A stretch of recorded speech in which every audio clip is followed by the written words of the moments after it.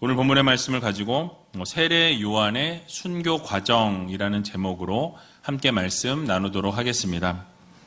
하나님의 은혜로 특별 새벽 기도회를 무사히 잘 마쳤습니다. 함께 참석하신 분들은 보셨겠지만 2년 전보다는 우리 학생들이 많이 참석할 수는 없었습니다. 코로나의 영향으로 또 아마 부모님들이 걱정이 되어서 못 보내신 줄로 아는데요.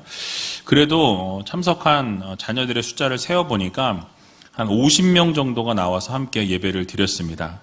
그 중에 개근하고 정근한 친구들이 33명, 한 번 아깝게 빠진 친구들이 4명 해서 37명이 함께 완주할 수 있어서 정말 기쁘고 또 감사했던 시간이었습니다. 이런 시간들을 자주 만들어서 이 부모 세대의 그 믿음의 계보가 우리 자녀들에게 그대로 이루어지고 연결되어지고 또 자녀들은 부모님의 그 놀라우신 그 은혜와 또 기도하는 그 모습 또 자녀들을 사랑하는 아끼는 그런 모습을 말로만 아니라 직접 기도함으로 또 함께 예배에 참여함으로 보여줄 수 있는 그런 시간이 많아질 수 있도록 그런 시간적인 시간들을 좀 자주 가지면 좋겠다라는 생각을 해보았습니다. 이제 돌아오는 화요일, 내일 모레와 수요일 날 이틀 동안 재직 세미나가 있습니다. 울산에서 사역하시는 최영민 목사님을 모셨는데요. 이 방어진 제일교회라고 100년이 된 교회입니다. 100년 된 교회에서 사역하고 계신 목사님께서 오셔서 말씀을 전해주시게 되는데요. 특별히 재직들에게 필요한 말씀을 주실 예정입니다. 교회의 일꾼으로서 어떻게 사역을 감당하고 재직의 사역을 감당해야 할지 또 교회가 어떤 교회로 세움을 받아야 할지에 대한 부분들을 아마 말씀해 주시리라 생각합니다. 그래서 여러분들 혹시 재직이 아니시더라도 오시고 모든 재직들께서는 꼭 참석하셔서 귀한 은혜 받으시고 또 2022년 한 해를 정말 재직으로서 청지기로서 하나님 앞에 바른 삶을 올려드리는 믿음의 성도님들이 다 되시길 주님의 이름으로 간절히 부탁을 드립니다. 지난 시간에 선지자적인 삶을 살았던 이 세례 요한에 대해서 우리가 함께 살펴보았습니다. 오늘은 세례 요한이 어떻게 순교를 당했는가, 순교한 이 과정들을 우리가 살펴보면서 하나님께서 우리들에게 허락해 주시는 교훈의 말씀이 무엇인지 같이 한번 생각해 보는 시간을 갖도록 하겠습니다.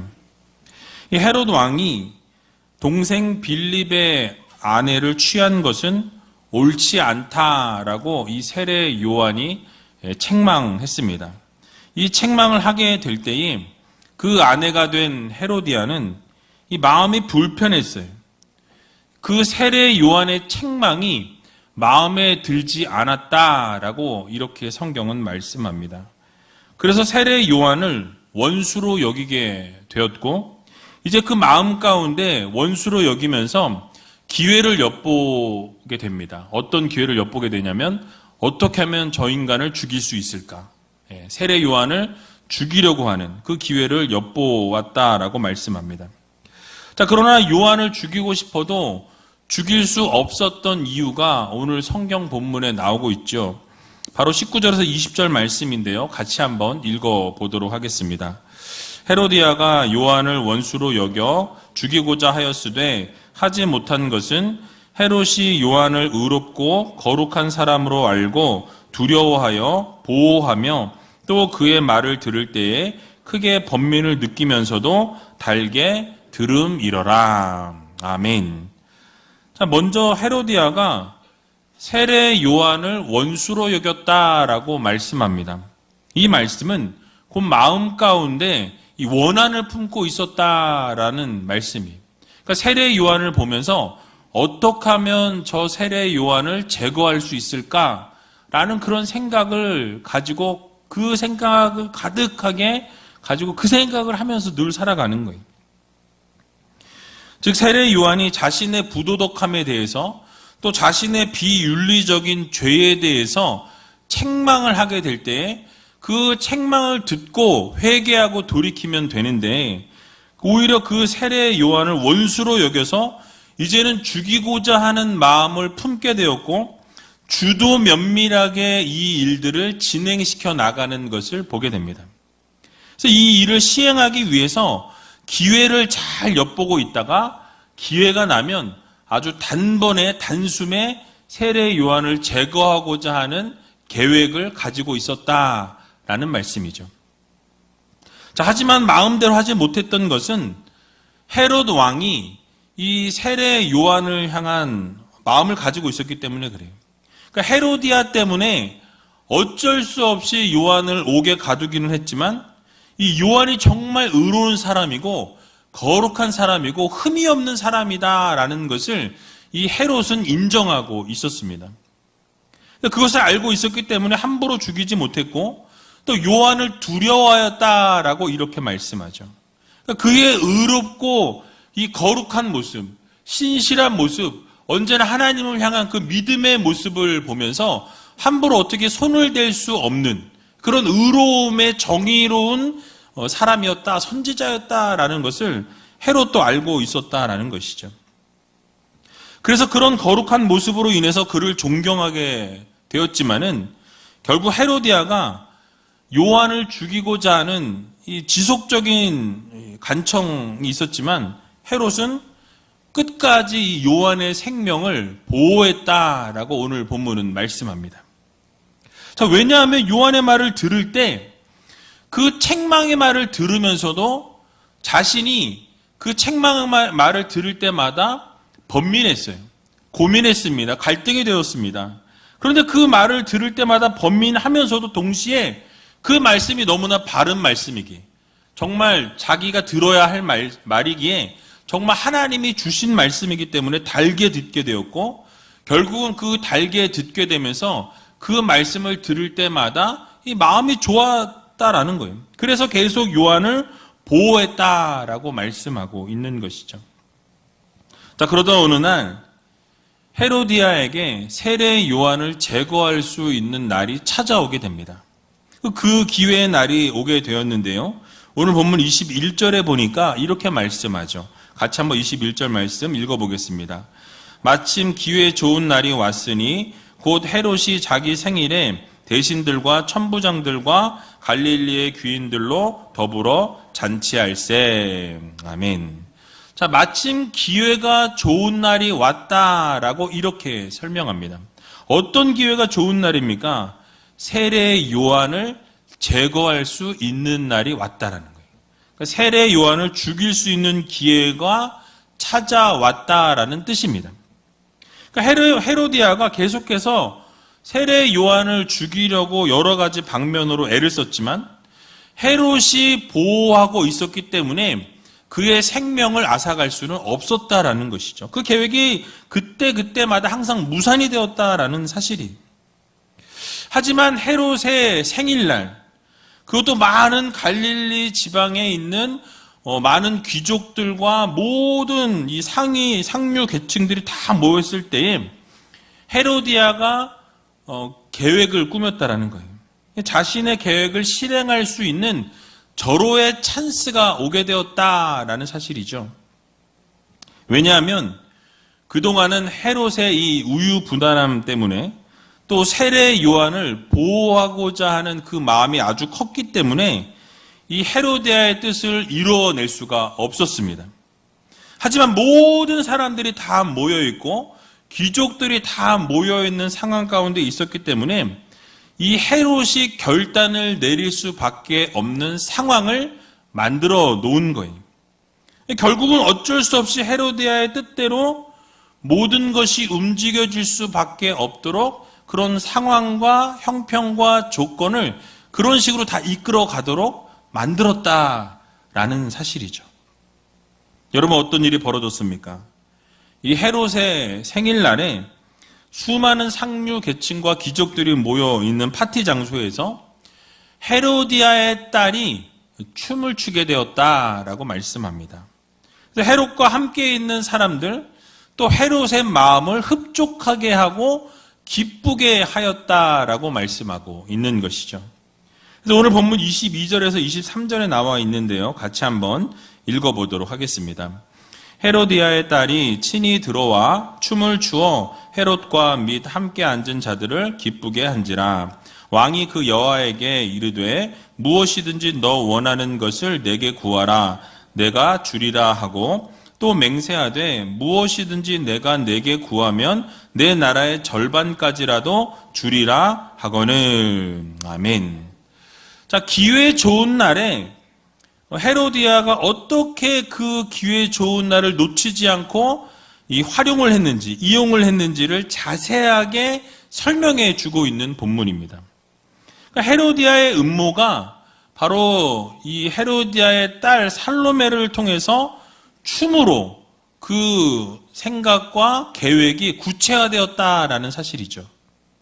자, 여기에 나오고 있는 딸은 헤로디아와 이 헤롯의 동생 빌립 사이에서 태어난 살로메라는 공주입니다. 그 이름의 뜻은 지금 여러분들이 들으신 것처럼 살로메 뭔 것 같아요? 샬롬이라는 단어에서 따온 이름입니다. 여러분 샬롬이 뭐죠? 평화죠, 평화. 평화라는 이름에서 그 이름을 따왔습니다. 근데 평화로운이라는 뜻을 가지고 있지만 그 이름과는 달리 상당히 음모를 가진, 엄청난 음모를 꾸미고 있는 그런 딸의 모습이. 딸이 친히 들어왔다라고 오늘 본문은 말씀하죠. 그러니까 부름을 받고 춤을 추기 위해서 나온 것이 아니라 본인 스스로가 그 귀족들과 헤롯 왕이 있는 그 자리에 본인 스스로 나와서 춤을 추었다라고 이렇게 말씀합니다. 여러분, 춤을 추는 사람들이 이 흥을 돋구기 위해서 잔치에서 춤을 추는 것은 너무나 당연한 것이지만 공주가 잔치 자리에서 춤을 춘다라는 것, 그것도 직접 들어와서 춤을 춘다라는 것은 상당히 이례적인 일이었습니다. 매우 특이한 일이었어요. 그 이면에는 바로 헤로디아의 무엇이 있습니까? 흉악한 의도가 숨겨져 있었다라는 것을 우리들에게 보여주고 있는 것이죠. 자, 그리고 여기서 사용된 여아라는 단어를 우리가 보면 우리가 생각할 때 여아 그러면 여자아이라고 이렇게 생각할 수 있습니다. 그런데 이 단어는 이 여자아이, 어린아이를 말하는 것이 아니라 이제 어린 소녀의 티를 벗어내고 이제는 결혼할 수 있는 결혼 정년기에 이른 처녀를 가리키는 명사입니다. 즉 의붓아버지였던 이 헤롯의 호의를 사기 위해서 어떻게 했습니까? 또 사람의 눈을 자극하기 위해서 관능적인 춤을 추었다라는 거예요. 자극적인 춤을 매우 격정적으로 춤을 추어서 헤롯을 기쁘게 했을 뿐만 아니라 그 자리에 있던 모든 귀족들의 마음도 기쁘게 하고 흡족해 하였다라고 말씀하죠.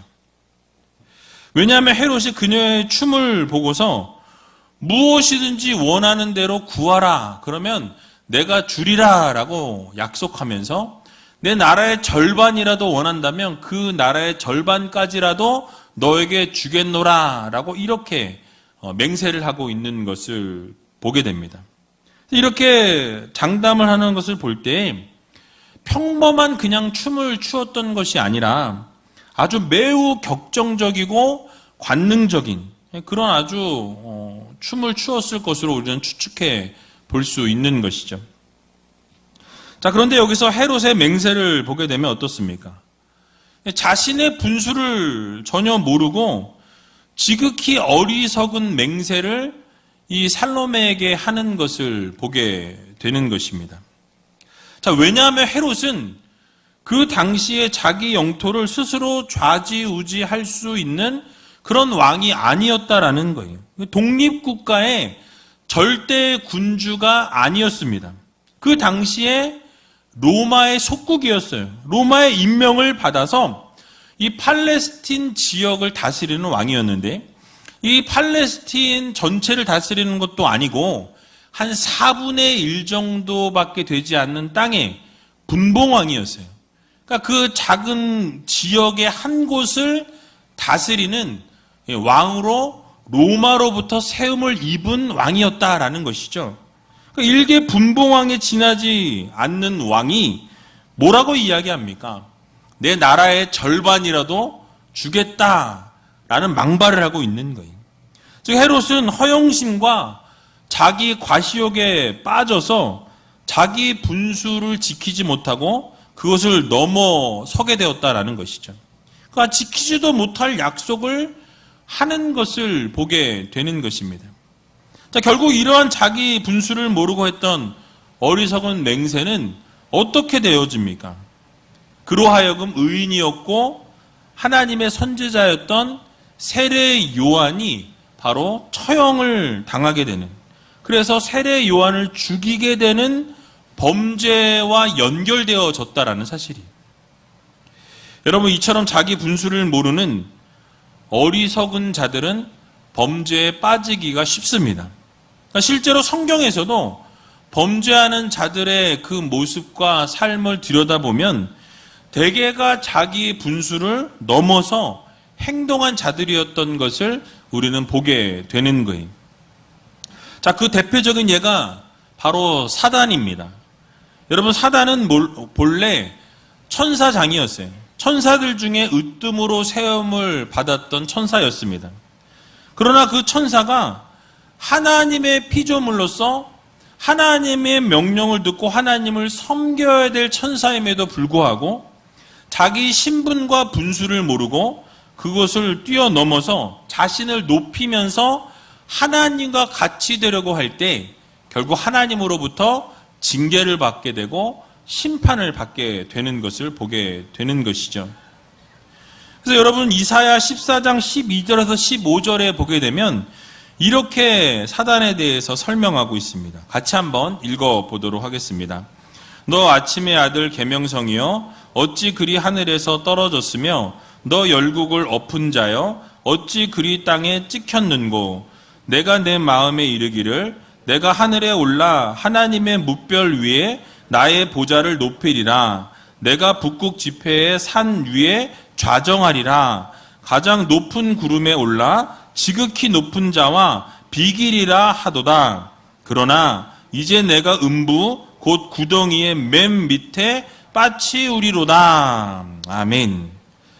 자기 분수를 모르고 하나님의 자리를 넘보고 하나님의 보좌에 자기 자신의 보좌를 앉히려고 할 때에 결국 음부의 권세로, 음부의 구덩이로 맨 밑으로 빠치우게 되는 하나님의 징계를 받게 되고 하나님으로부터 벌을 받게 되었다라고 성경은 말씀하고 있는 것이죠.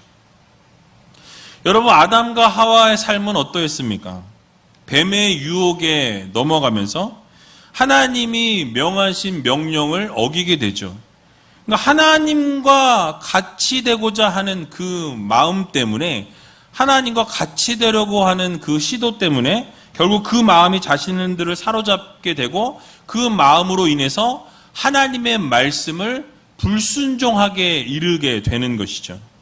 결국 불순종하게 되고 범죄하게 되는 것을 우리가 보게 되었습니다. 결국 죽음에 이르게 되었다라고 성경은 말씀하죠. 여러분, 사울왕은 어땠습니까? 사무엘이 오기까지 기다려야 하는 것을 알매도 불구하고 어떠했습니까? 자신의 신분을 생각지 아니하고 번제를 왕이 드려 버림으로써 어떻게 됩니까? 하나님께서 그를 버리시게 되는 계기가 되었다라고 성경은 말씀하죠. 여러분, 모든 이렇게 성경의 이야기들을 보게 되면 자기 분수를 넘어서 지나치게 행동을 하다 보면 결국 범죄하게 되고 하나님으로부터 심판을 받게 되는 결과를 초래하게 됩니다. 결국 오늘을 살아가는 우리도 이 사실을 우리의 삶에 적용시켜 보면 우리의 삶에도 하나님을 뛰어넘으려고 하는 그런 시도를 해서는 안 된다라는 거예요.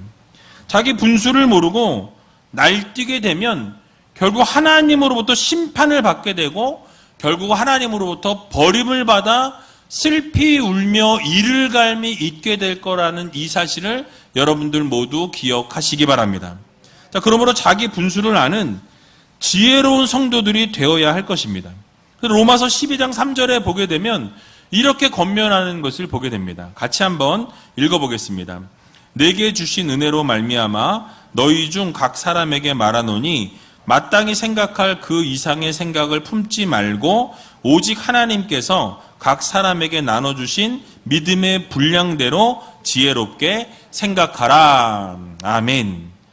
여러분, 그렇습니다. 우리가 받은 분량대로, 받은 은혜대로 이 세상을 살아가야 할 것입니다.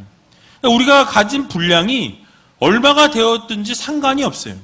근데 그 분량 받은 그대로 그 이상의 생각을 우리가 품지 아니하고 받은 은사대로, 받은 은혜대로, 받은 분량대로 우리가 살아가고 봉사하고 헌신할 때 하나님께 귀하게 쓰임받는 하나님의 자녀들이 된다는 것을 여러분 모두 기억하시기 바랍니다. 그래서 이 사실을 마음에 새기시고 믿음의 분량대로 지혜롭게 생각하고 행동하실 수 있는 귀한 믿음의 성도님들이 다 되시길 주님의 이름으로 간절히 축원드립니다.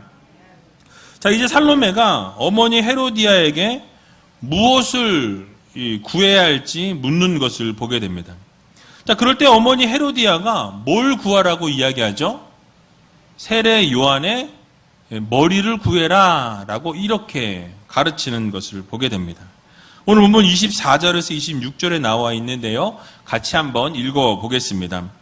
저가 나가서 그 어미에게 말하되 내가 무엇을 구하리이까? 그 어미가 가로되 세례 요한의 머리를 구하라 하니 저가 곧 왕에게 급히 들어가 구하여 가로되 세례 요한의 머리를 소반에 담아 곧 내게 주기를 원하옵나이다 한데 왕이 심히 근심하나 자기의 맹세한 것과 그 앉은 자들을 인하여 저를 거절할 수 없는지라. 아멘.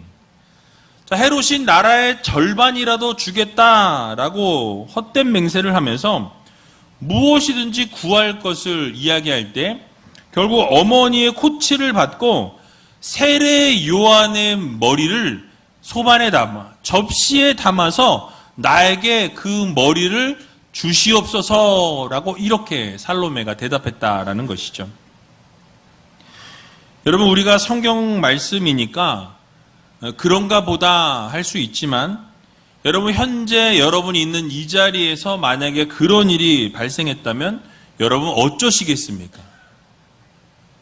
어떤 부모가 자기 딸에게 다른 사람의 머리를 잘라서 그것을 나에게 선물로 달라고 하라고 이렇게 시킬 부모가 있습니까? 없다라는 거예요. 피가 뚝뚝 떨어지는 그 접시에, 머리를 접시에 담아서 그렇게 선물로 받고 싶은 자녀가 있느냐 말이에요. 없는 것이죠. 그런데 이제 소녀티를 이제 막 벗은 이 어린 딸에게 요구하라는 선물이 이 사람의 머리였어요. 사람의 생명이었습니다. 여러분, 이것은 부모로서 시킬 수 없는 것이고 시켜서도 안 되는 일이었다라는 사실이에요. 근데 그럼에도 불구하고 그런 것을 이 헤로디아는 딸에게 시켰다라는 것이죠. 여러분, 결국 우리가 결론을 내릴 수 있는 것은 이 헤로디아나 이 살로메는 누구에게 속해 있었고 누구의 지령을 받았냐라는 거예요. 바로 사단에게 속해 있었고 사단이 이야기하는, 사단에게 사로잡혀서는 해서는 안 될 일들을 저질러 버렸다라는 사실입니다. 이것을 보면서 우리가 깨달아야 될 것은 우리가 누구를 만나서 누구에게 영향을 받으며 살아가는가에 따라서 우리의 미래가 결정되어지고 우리의 삶이 결정되어진다라는 것을 우리는 반드시 기억해야 할 것입니다. 누구를 만나서 어떤 영향을 받고 누구의 손에 붙들려 삶을 살아가느냐에 따라서 여러분들의 미래가 결정이 되어지고 여러분의 인생의 방향이 설정되어진다라는 말씀이. 여러분, 우리가 어둠의 세력에 붙잡힌 바 된 삶을 살아서는 안 된다라는 거예요. 그러니까 어둠의 세력에 붙잡힌 바 된 삶을 살아가고 사단의 세력에 우리의 삶을 내어주게 되면 결국 하나님이 기뻐하시지 않는 어둠의 일들을 도모하는 삶을 살아갈 수밖에 없다라는 사실이에요. 자, 그러면 우리는 어떻게 살아가야겠습니까? 누구의 영향 아래 살아가야겠습니까? 하나님께 붙들림 받은 삶을 살아가는 믿음의 성도님들이 다 되시기 바랍니다. 그래서 하나님의 자비와 하나님의 사랑과 하나님의 은혜 아래 살아가는 성도들이 되어야 한다라는 사실이에요. 여러분, 살로메가 어머니 헤로디아가 아니라 에스더와 같은 어머니가 이 살로메의 어머니였다면 여러분, 그녀의 미래는 달라졌을 거예요. 이 헤로디아 같은 어머니 때문에 살로메의 미래도 불을 보듯 뻔하다라는 것이. 그러므로 우리의 인생을 어둠의 세력에 맡긴 인생이 아니라 누구에게 맡겨야 합니까? 하나님께 맡길 수 있는 믿음의 성도님들이 다 되시기 바랍니다. 하나님께 우리의 인생을 맡기고 하나님의 손을 의지하고 날마다 저 천국 소망하면서 하나님을 바라보며 살아갈 수 있는 귀한 우이제일교회 모든 성도님들이 다 되시길 주님의 이름으로 간절히 축원드립니다. 마지막으로 결국 세례 요한은 이 살로메의 요청에 따라 이 세례 요한을 처형하게 되었고 결국 세례 요한의 제자들이 장례를 치루었다라고 성경은 말씀하죠. 오늘 본문 27절에서 29절에 나와 있는데요. 같이 한번 읽어보겠습니다. 왕이 곧 시병 하나를 보내어 요한의 머리를 가져오라 명하니 그 사람이 나가 옥에서 요한을 목베어 그 머리를 소반에 담아다가 여호와에게 주니 여호와가 이것을 그 어미에게 주니라. 요한의 제자들이 듣고 와서 시체를 가져다가 장사하니라. 아멘. 자, 세례 요한의 죽음과 장사에 대한 기록이 자세하게 나와 있습니다. 그러니까 하나님의 사역을 잘 감당했던 이 세례 요한의 죽음이 어떻게 보면 너무나 잔혹하고 너무나 허무하고 허망하게 죽음을 당했다라는 것을 우리는 보게 되는 것이죠. 정말 하나님의 말씀, 진리를 선포하고 하나님이 외치라 하신 말씀 그대로 선지자적인 삶을 살았던 세례 요한임에도 불구하고 여러분 무엇입니까? 그의 마지막이 어땠어요? 감옥에서 갇혀 살다가 결국 죽음을 당하게 되는, 처형을 당하게 되는 삶으로 마감하게 되는 것을 보게 됩니다. 그렇게 성실하고 열정적으로 하나님의 사역을 감당했음에도 불구하고 여러분 어떻습니까? 결국 죽음을 당했다라는 사실이. 여러분 하나님을 위해 평생을 살았고 열심히 헌신했고 열심히 봉사했고 하나님이 가라고 하시면 가고 멈추라고 하시면 멈췄고 복음을 외쳤는데 어떠한 보상이나 어떠한 상급도 받지 못했다라는 사실이. 어떠한 보상을 받기는커녕 죽음에 이르게 되었다라고 성경은 말씀하죠. 여러분 무엇을 말씀해 주고 있습니까? 우리가 하나님 나라를 위해 살아가고 하나님의 영광을 위해 살았을지라도 최선을 다하고 열정과 열심을 다했을지라도 그 결과가 아무런 보상이 없을 수 있다라는 것을 우리들에게 교훈해 주고 있습니다. 자, 어쩌면 이 땅에서는 우리의 사역과 우리의 충성과 헌신과 봉사에 대해서 아무런 보상을 받지 못할 수도 있습니다.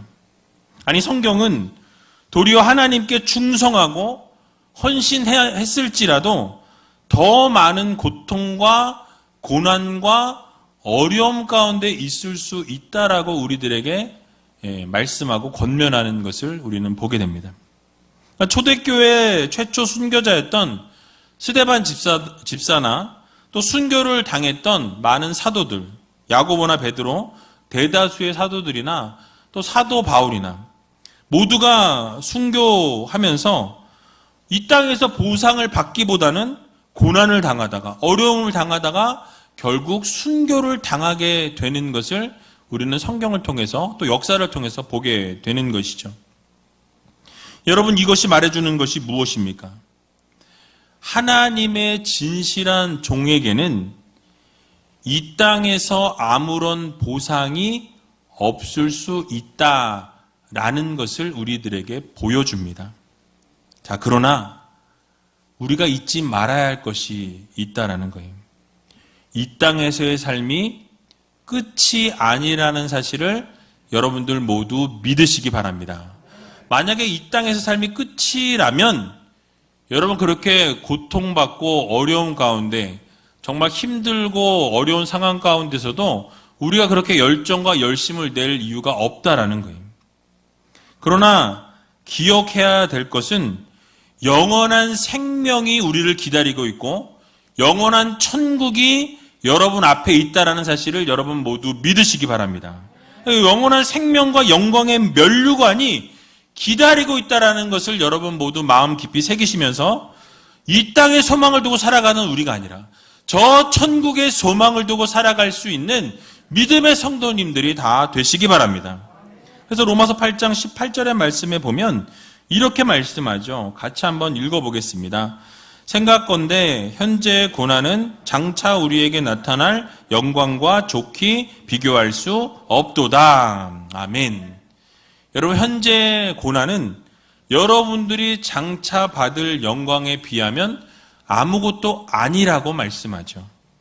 그래서 현재의 고난에 집중하고 현재의 고난을 바라보고 멈추는 우리가 아니라 그 고난을 뛰어넘어서 역사하시는 하나님을 바라보면서 이 땅 가운데 소망을 두고 거기서 좌절하고 쓰러지고 넘어지는 우리가 아니라 우리를 붙들고 인도하시는 전능하신 하나님이 계시고 저 천국을 우리에게 주시길 원하시는 하나님이 기다리고 계신다라는 이 사실을 여러분 모두 믿으시고 앞으로 주어질 영광과 영원한 생명을 바라보면서 어떠한 어려움과 고난 속에서도 믿음으로 그 모든 것을 뛰어넘을 수 있는 귀한 우이제일교회 모든 성도님들이 다 되시길 주님의 이름으로 간절히 축원드립니다.